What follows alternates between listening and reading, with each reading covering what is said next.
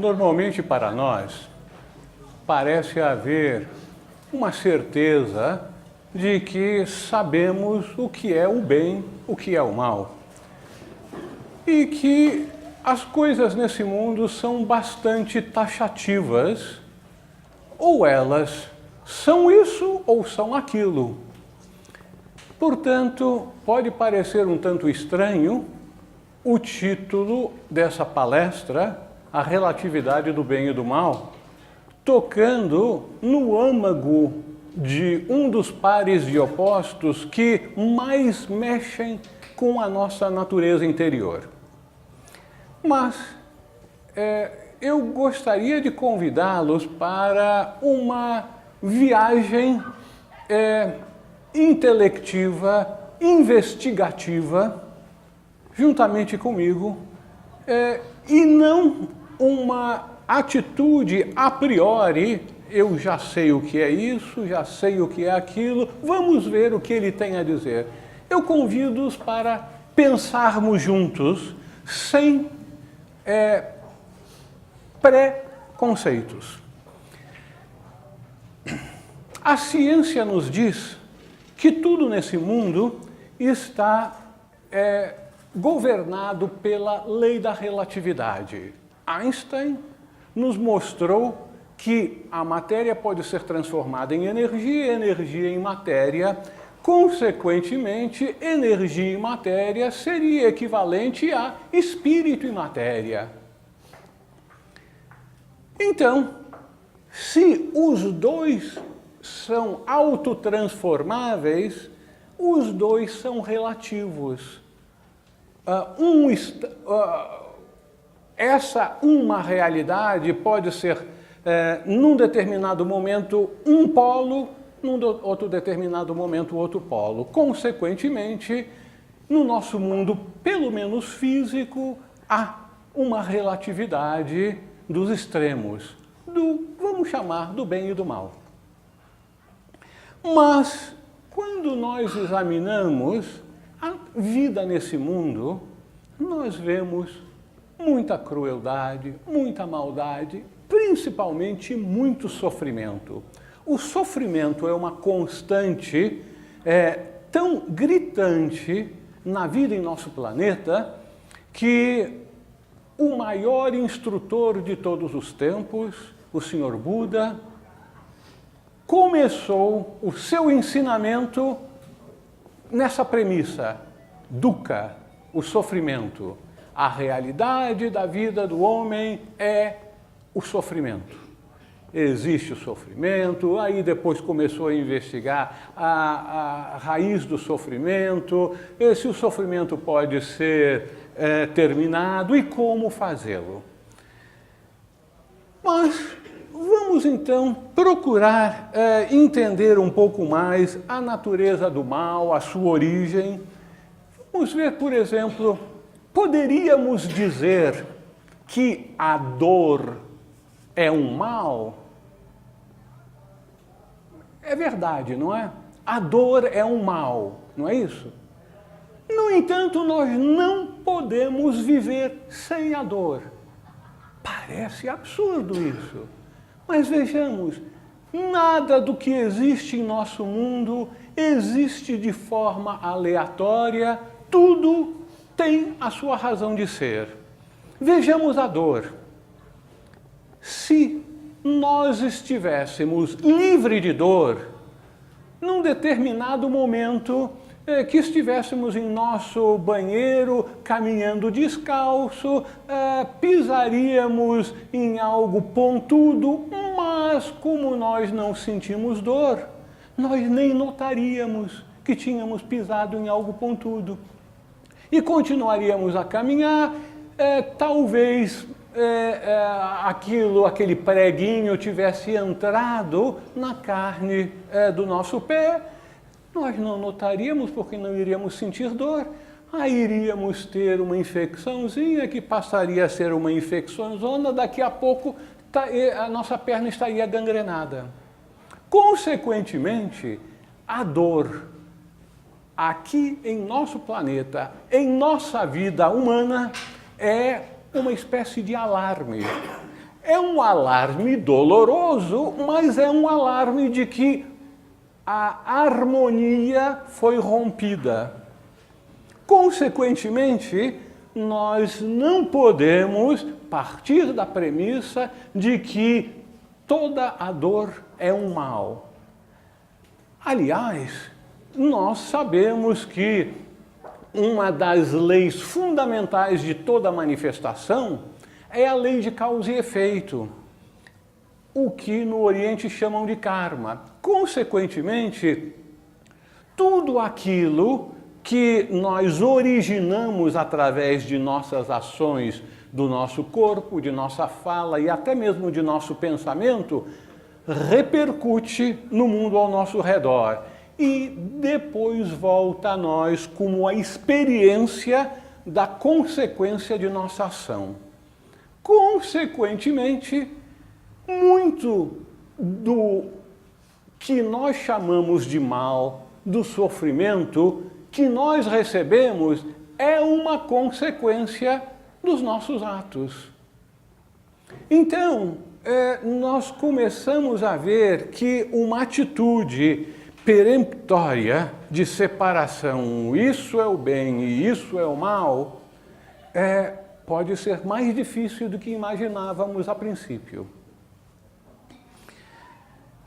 Nós vemos, por exemplo, que o grande instrutor de nossa tradição cristã, o Mestre Jesus, nos disse e ficou registrado num dos evangelhos apócrifos, o Evangelho de Filipe, de que luz e treva, vida e morte, direita e esquerda são irmãos entre si, são inseparáveis. Por isso, nem os bons são bons, nem os maus são maus, nem a vida é vida, nem a morte é morte. Uma formulação bastante esotérica, nos chamando a atenção para os polos opostos, que, na verdade, por serem polos de uma mesma realidade, estão interligados, consequentemente, são inseparáveis, são irmãos entre si. Mas o cristão tradicional poderia muito bem estar dando tratos à bola. Bom, luz e treva, direita e esquerda, vida e morte, eu até que posso aceitar. Mas bem e mal, essa não. Isso aí só pode vir de um evangelho desses assim chamados apócrifos, não muito confiáveis. Se você quiser me dar algum exemplo da relatividade das coisas, cite a Bíblia. Será que nós encontramos alguma coisa na Bíblia que nos chame a atenção para a relatividade de bem e do mal? Vejamos qual é a figura fundamental no cristianismo, na principal corrente do cristianismo, a católica, em nosso mundo. É o Papa, o herdeiro de São Pedro.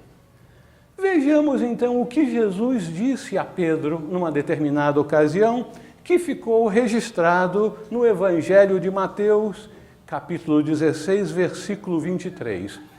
Quando Jesus estava dizendo a seus discípulos que ele iria a Jerusalém e seria traído e passaria por um grande sofrimento e iria morrer. Aí Pedro chama-o à parte e começa a repreendê-lo. Jesus então diz para Pedro: afasta-te de mim, Satanás. Pedro, a pedra fundamental da igreja, assim nos é dito, o primeiro Papa, do qual o atual Papa é um herdeiro.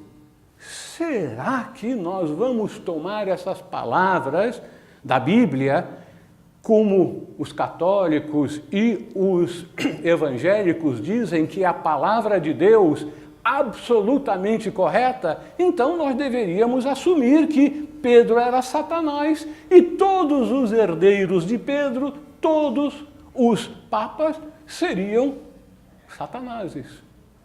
Será que essa é uma conclusão aceitável, então, para os cristãos tradicionais?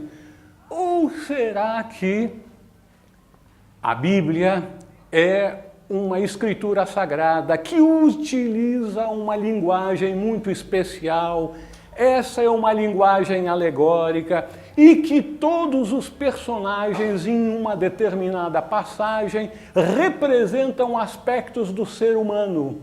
Consequentemente, se o cristão tradicional aceitasse que a Bíblia é escrita nessa linguagem sagrada, alegórica, então nós poderíamos explicar a relatividade daquela declaração contundente e arrasadora da seguinte maneira.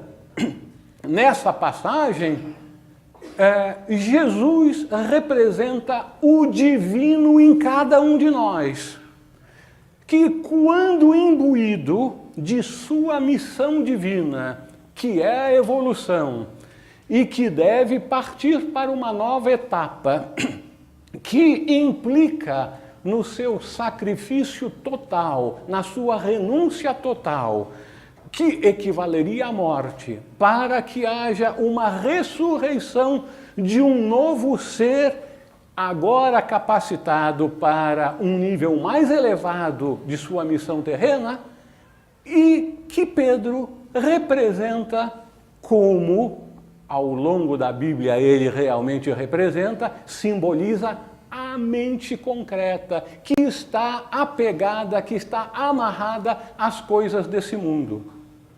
Consequentemente, agora é mais fácil de entendermos. O divino em nós está determinado a seguir em sua missão, mas o terreno em nós, a mente concreta, está amarrada aos seus preconceitos e, consequentemente, diz, não faça isso, não vá para Jerusalém para que não venhas a morrer, porque a mente associa a morte com o corpo físico, com o material. O divino sabe que o material é uma mera vestimenta. Então, nós verificamos nessa passagem bíblica um exemplo claro da relatividade do bem e do mal.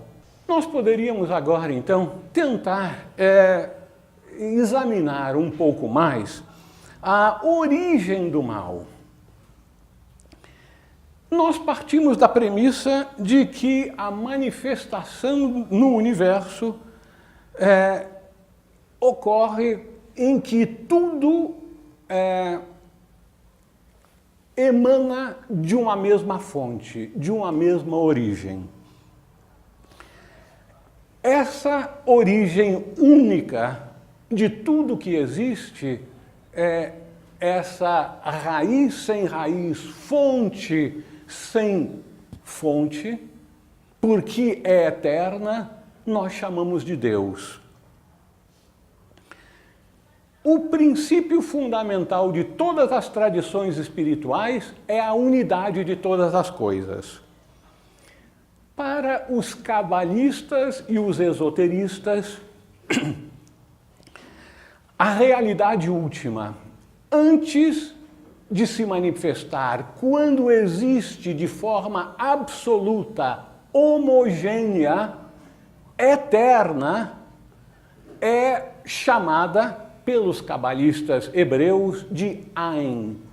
E, por curioso que pareça, em hebraico, Ain significa nada. Nada. Então, a realidade última, os cabalistas dizem, é nada. Pelo menos naquilo que tange a possibilidade de uma tentativa de entendimento do que é essa realidade para nós, seres humanos, limitados pela nossa mente concreta. Ela contém em si as sementes de tudo que existe no mundo. Em potencial, as sementes ainda não germinaram. Tudo que existe existiu e algum dia poderá a existir, no mundo manifestado, já se encontra em estado latente nessa realidade última. Consequentemente, se tudo aí está, o mal também faz parte desse todo. Portanto, é dito pelos esoteristas e cabalistas que o mal também origina-se da fonte una de Deus. Mas a igreja, a herdeira da tradição cristã, que venceu nos primeiros séculos de nossa era entre as várias correntes dos seguidores de Jesus, ela preferiu adotar uma atitude de ginástica teológica, vamos chamá-lo assim. Enquanto os judeus tradicionalmente tinham um determinado conceito de bem e de mal que originam-se da mesma fonte, a igreja passa a apresentar o mal como sendo uma consequência da desobediência de Adão e Eva no paraíso, que não obedeceram à ordem do Senhor e então comeram o fruto da árvore do conhecimento do bem e do mal. Ora, será que essa premissa, será que isso que se transformou num dogma da igreja é lógico? Vejamos, se a origem do mal para a teologia cristã é a desobediência de Adão e Eva, então é incongruente porque Adão e Eva foram tentados pela serpente, que simbolizaria Satanás, e eles comeram o fruto da árvore do conhecimento do bem e do mal. Consequentemente, o mal já existia, o príncipe do mal já existia antes que a suposta origem do mal, de acordo com a igreja, viesse a acontecer. Então, a explicação não é muito lógica.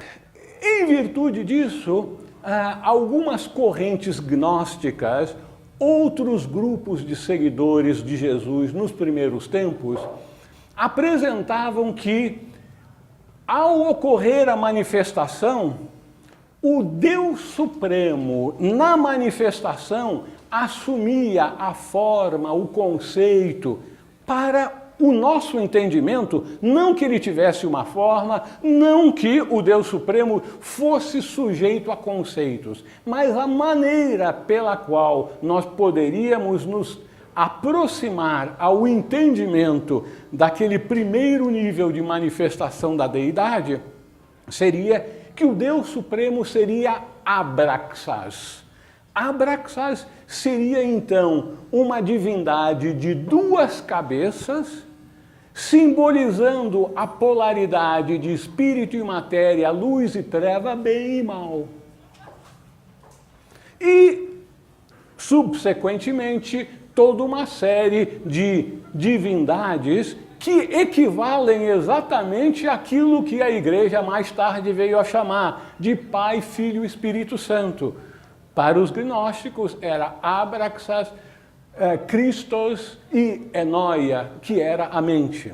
Outras correntes gnósticas diziam que, na verdade, o Criador de nosso mundo era uma divindade inferior, não o Deus Supremo, mas uma das divindades inferiores que, por ser uma divindade inferior, não era perfeita. Consequentemente, sendo imperfeita, criou um mundo imperfeito no qual o mal foi encontrado. Por isso que é dito em algumas correntes no cristianismo que demon est Deus inversus. O demônio é o inverso de Deus. Essa concepção já é muito mais perto da realidade. É apresentado que, numa totalidade, a divindade se apresenta numa face da moeda como luz, na outra como trevas. Numa como o que nós chamamos Deus, na outra face da moeda aquilo que nós chamamos de demônio. Nós também poderíamos pensar nessa realidade ao se manifestar sendo a totalidade de um dia com 24 horas, sendo uma metade sob a influência, o governo da luz, a outra metade sob a influência, o governo da treva. Nós verificamos que na Bíblia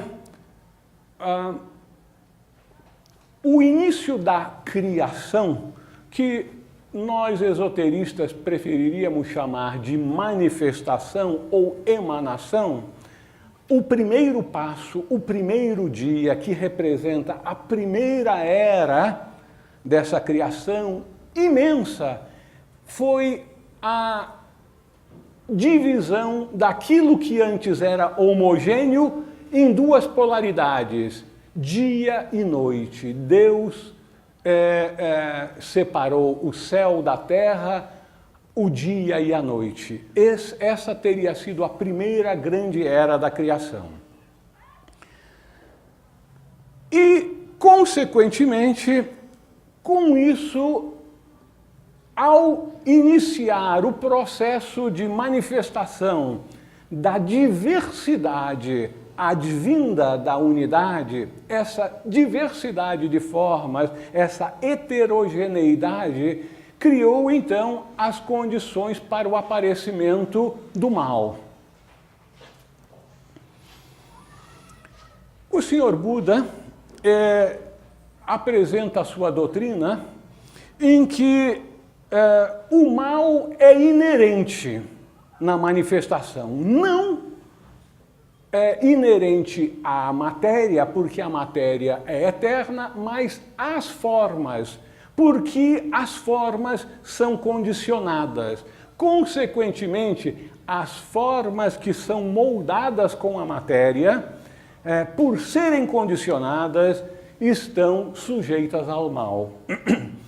E é por isso, então, que o que nós chamamos de mal não só algo natural que ocorra, mas necessário, porque na evolução do ser humano, o discernimento do bem em contrapartida com o mal só pode ocorrer se há a possibilidade desse discernimento, dessa separação.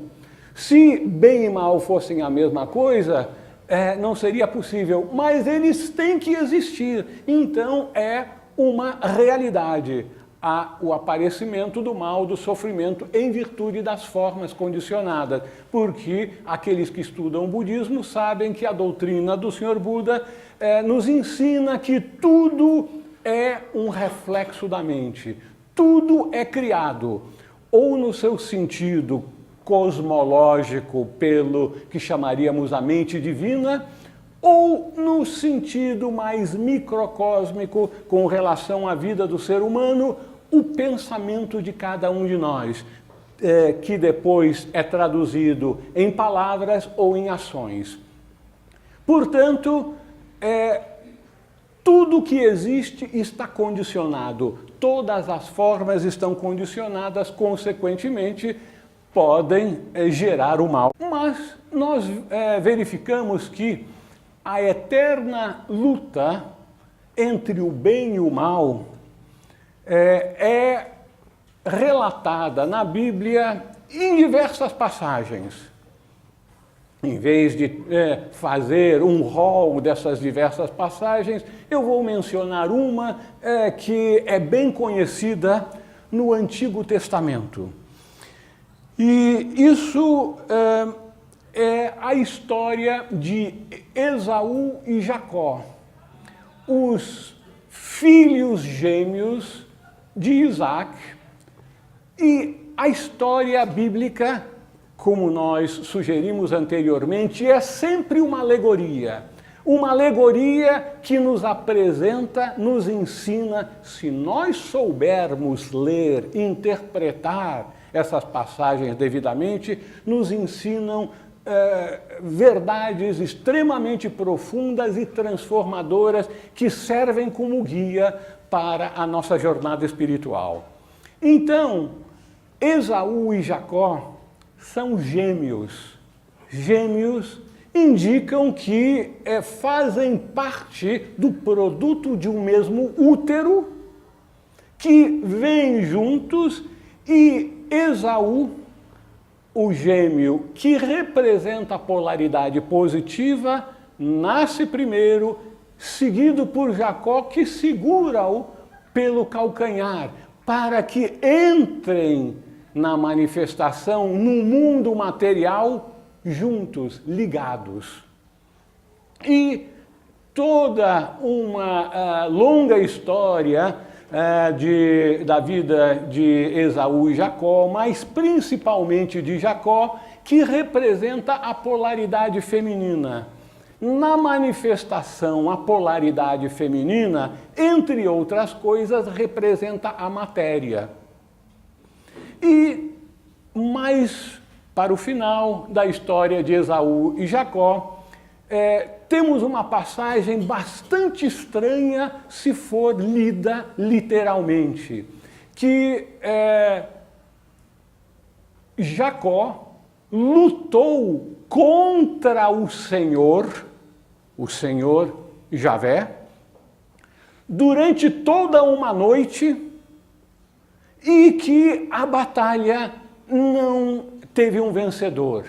Mas, ao raiar o dia, Jacó, então, foi ferido na coxa.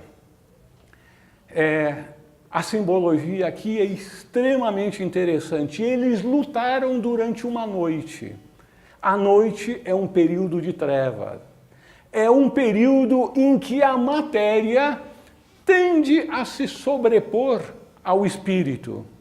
Mas, ao raiar o dia, quando está terminando aquela etapa, aquele ciclo, aquele segmento de um ciclo de manifestação em que impera a treva, em que a matéria é Senhor, tem a primazia, há como que um impasse, mas ele é ferido na coxa. Esse é um eufemismo para é ferido em suas partes genitais, para significar que a matéria então perde a sua capacidade geradora, o seu poder, e está iniciando então um novo ciclo em que a luz vai predominar. Então, a relatividade de luz e treva, bem e mal, também refletida na Bíblia. Mas, se estamos falando sobre essa relatividade entre bem e mal, geralmente, em nossa tradição cristã, quando se fala em mal, a igreja tende a trazer para o centro do palco o príncipe do mal, Satanás.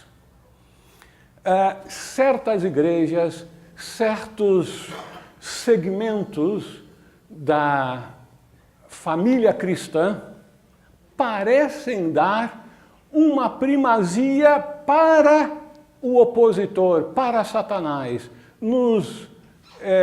Nas pregações em suas igrejas, parece que às vezes o nome de Satanás ou do diabo é pronunciado mais vezes do que aquele de Deus, aquele do Senhor. E então, qual seria a natureza do diabo, de Satanás?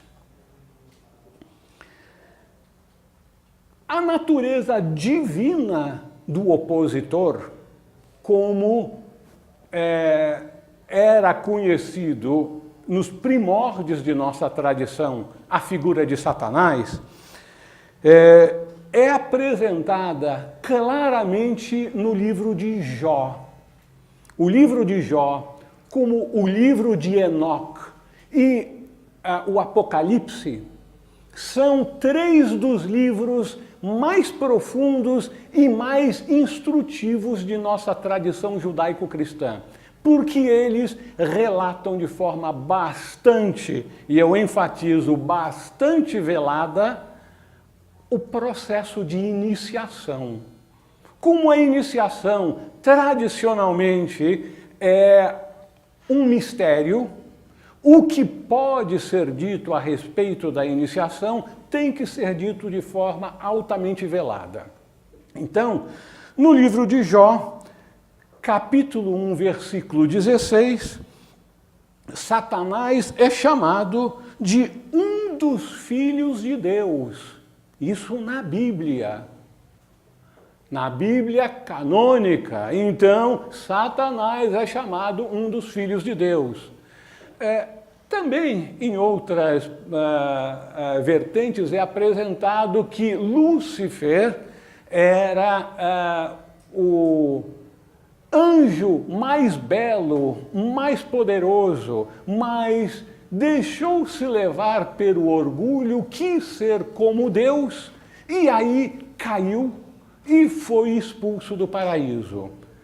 Bom, mas, então, no livro de Jó, Satanás é chamado claramente de um filho de Deus que tinha um propósito, tinha uma função. Ele era como que o acusador, o promotor público. E ao falarem sobre Jó, relatarem que Jó era um homem justo, que vivia de acordo com os ensinamentos do Senhor e que merecia todas as riquezas que ele tinha recebido, então o promotor público, Satanás, diz: mas, Senhor, por que não testar essas supostas virtudes de Jó? Porque ele tem tudo. Tudo está em suas mãos. Ele é rico, tem saúde, tem uma família que muito ama. Será que ele continuará sendo um homem justo, prestando louvor a Deus, ao Senhor dos Exércitos, mesmo se viesse a perder essas coisas? Então Deus dá autoridade para Satanás de testar a fé, a dedicação de Jó ao Senhor. Então nós vemos que Satanás é apresentado nos livros da nossa tradição hebraico-cristã como um dos filhos de Deus.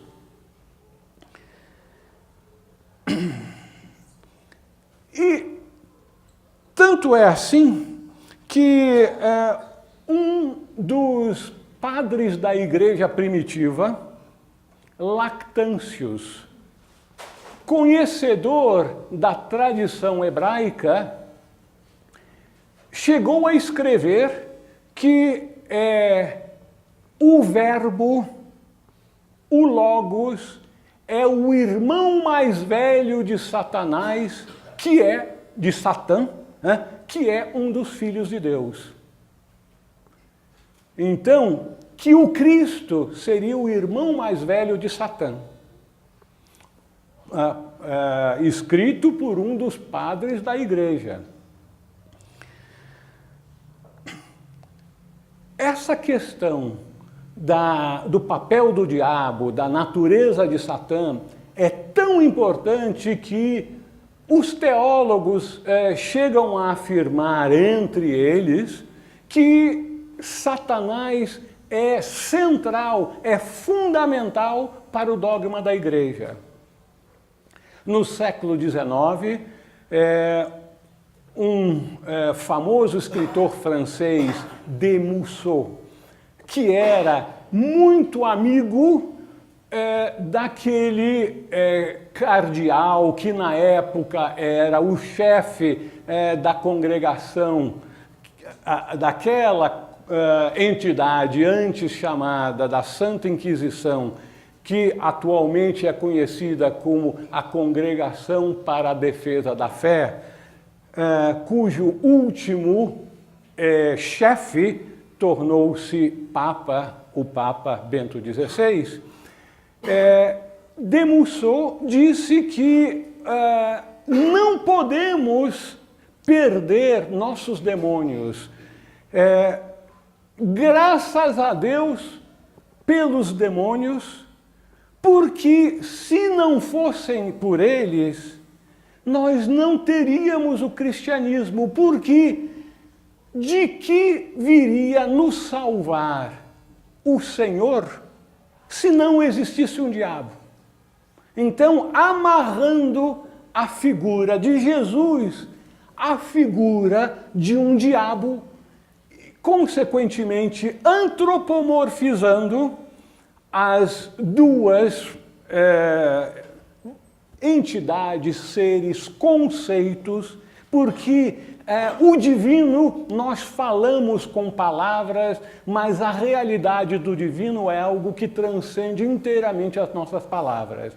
Mas, para os teólogos, Satã é imprescindível para a existência do dogma da Igreja de que Cristo veio ao mundo para nos remir do pecado, o pecado original causado pela tentação do diabo.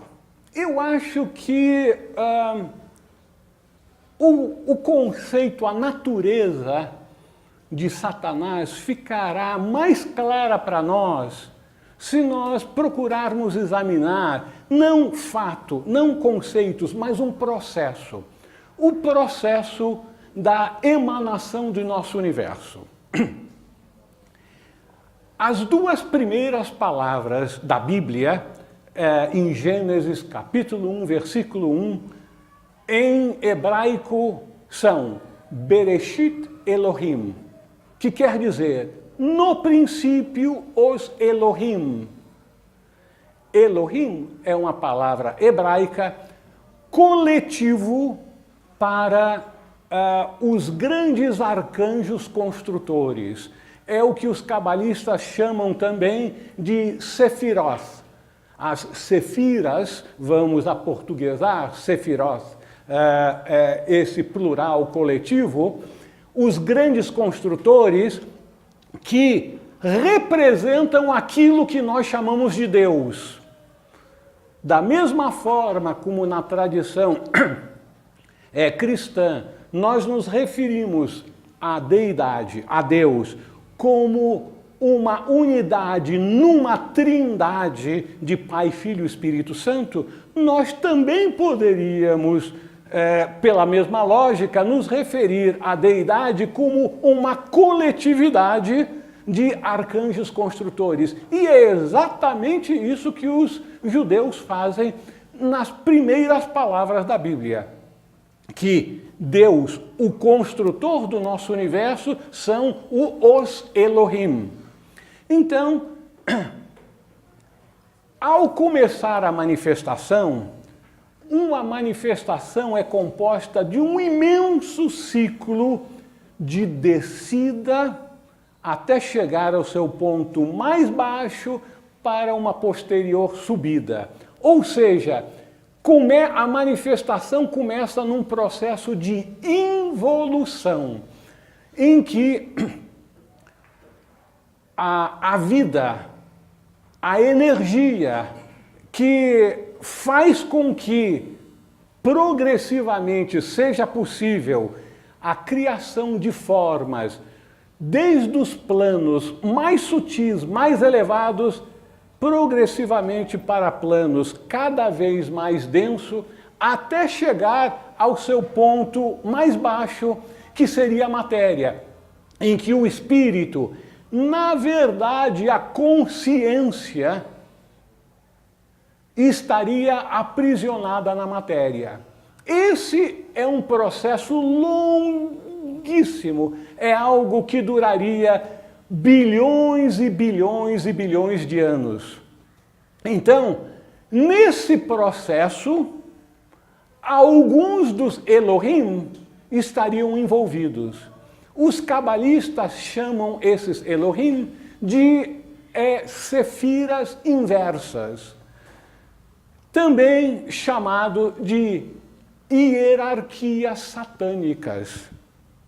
Então, durante um período imenso da manifestação em que a consciência, o espírito estava progressivamente sendo levado para níveis de manifestação cada vez mais densos, os governantes, os principais atores do processo, vamos usar a palavra usual da tradição cristã, do processo de criação, os principais atores eram as sefiras inversas, também chamadas de hierarquias satânicas. Chegou então ao ponto mais denso da manifestação, que no Novo Testamento é simbolizado por aquela passagem em que Jesus morre e é enterrado num túmulo na rocha. Na rocha. O que significa isso? Cristo, o divino, sendo encarcerado no mais denso da matéria. A matéria mais densa, a rocha.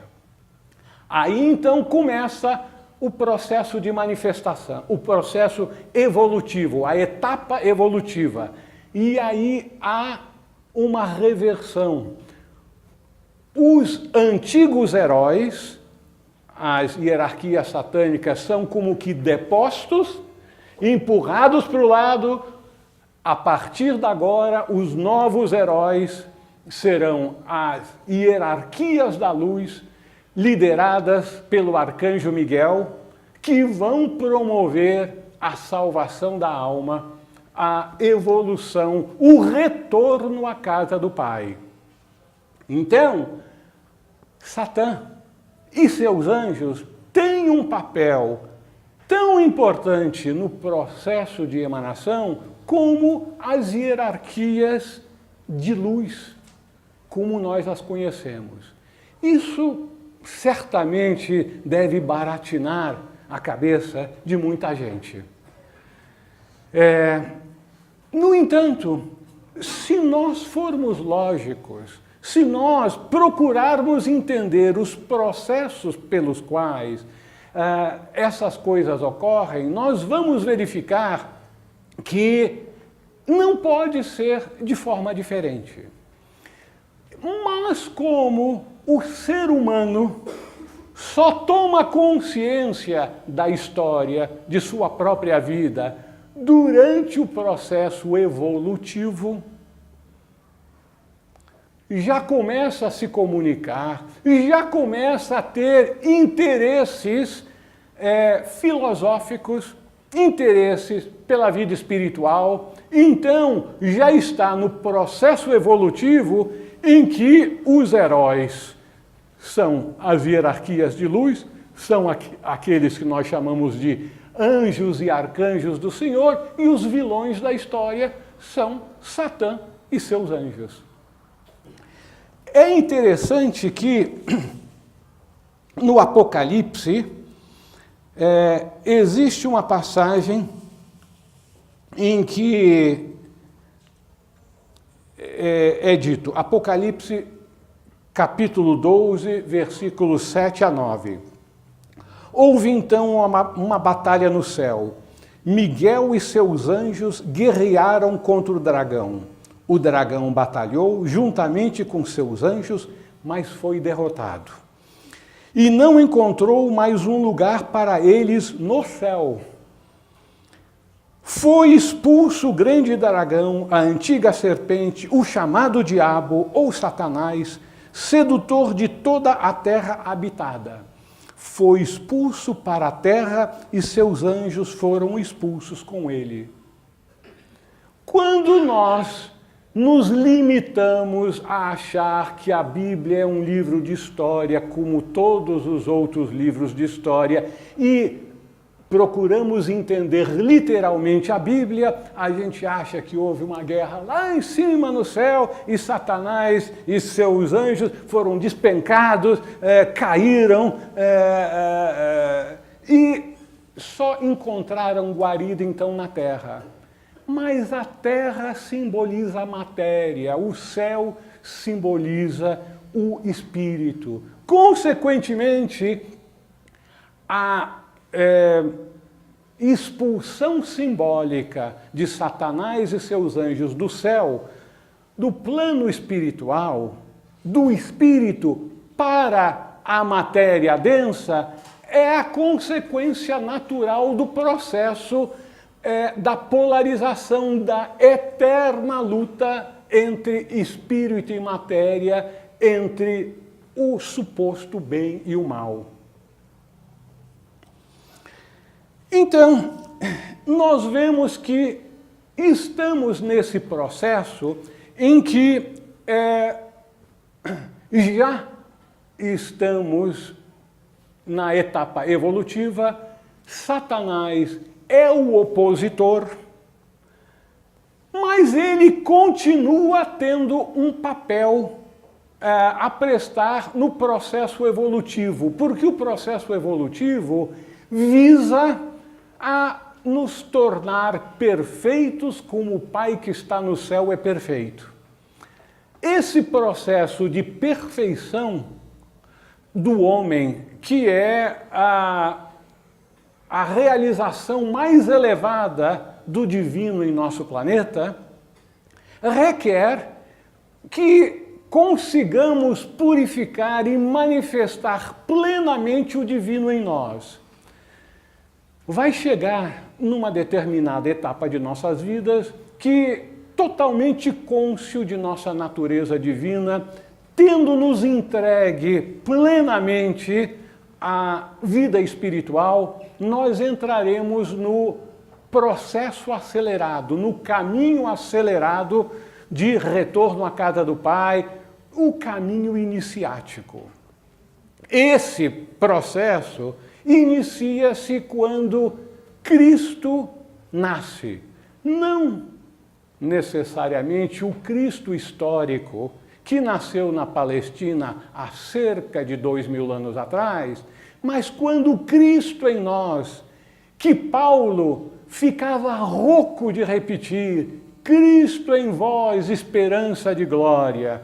E mais tarde a igreja dizia, Cristo na Palestina que veio ao mundo para morrer na cruz, para remir os pecados do mundo.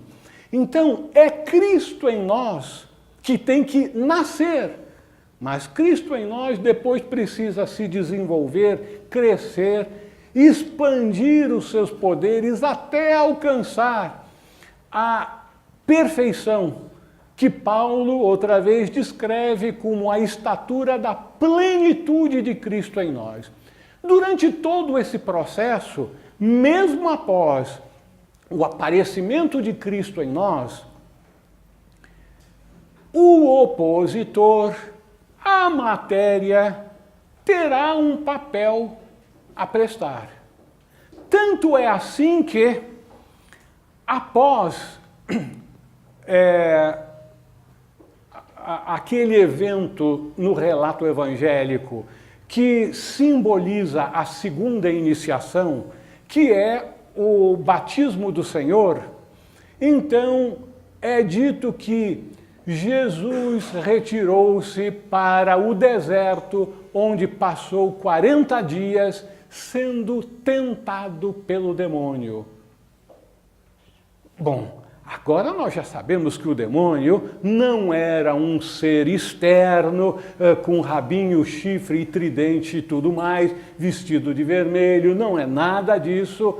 O demônio era a forma, a matéria, era o seu lado sombra, era aquilo que ainda precisava ser purificado em sua natureza interior. Porque isso nós não podemos nos esquecer. Se nós estamos no caminho espiritual como buscadores da verdade, nós temos sempre que nos lembrar que no processo da manifestação, a realidade mais fundamental é da unidade, em que tudo que existe surgiu de uma substância una, que se polarizou em espírito e matéria. Ainda que a matéria seja simbolizada como o opositor, como o demônio, e tudo que se fala no caminho de retorno à casa do Pai é caminho espiritual, e a matéria é o vilão da história que deve ser sobrepujada. No entanto, a matéria e o espírito são uma coisa só. Os dois apresentam-se no mundo da manifestação como polos opostos, mas fazem parte de uma totalidade. Consequentemente, o processo da perfeição requer que o espírito se manifeste cada vez mais plenamente através da matéria. Consequentemente, o processo evolutivo também tem a ver com a matéria. Mas aí, alguém poderia estar dizendo, olha, mas na doutrina secreta é dito que o espírito é absoluto. E se espírito é absoluto, matéria é absoluta também. E o espírito não se modifica. Por ser eterno, é uma coisa só. Aí a gente quase que desiste. Mas, meu Deus, se nós estamos falando de evolução, e aí, ao mesmo tempo, dizemos que espírito e matéria, em sua natureza última, são imutáveis, que evolução é essa? É a evolução da capacidade de manifestar formas cada vez mais refinadas, capazes de espelhar, manifestar aspectos mais elevados no processo de manifestação. Não, isso está muito abstrato. Vamos traduzir isso em miúdos. Então, na história da nossa Terra, do nosso planeta, há 100 milhões de anos atrás, o nosso planeta era governado pelos os grandes mastodontes, as grandes feras, os dinossauros, os tiranossauros, aqueles bichos todos que fizeram a alegria da meninada no filme O Parque Jurássico. Mas houve então um tremendo desastre na Terra que modificou inteiramente o clima planetário e todos esses dinossauros foram extintos, mas isso não significa que terminou a vida na Terra. Uma nova onda de vida apareceu, só que sem esses enormes bichos. Aí mesmo os animais que foram criados pelas hierarquias criadoras foram animais mais refinados, com os quais o homem podia conviver.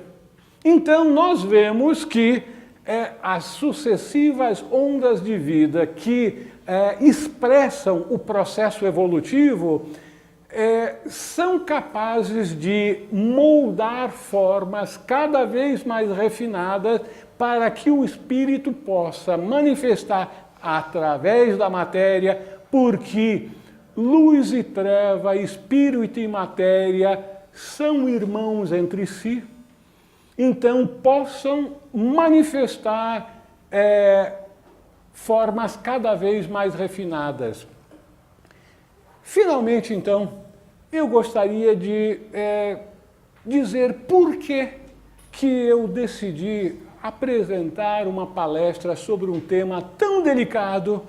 O objetivo desse estudo é chamar a atenção de que Deus e o diabo não são entidades externas, no mundo fora de nós. Deus e o diabo encontram-se dentro de nós. Cada um de nós é o criador de nossa própria vida e o destrutor de nossa própria vida, porque Deus e o diabo estão dentro de nós. Quando é dito que Judas traiu Jesus e depois se arrependeu e se enforcou, cometeu suicídio, outra vez, no sentido simbólico, Judas representa o nosso lado sombra.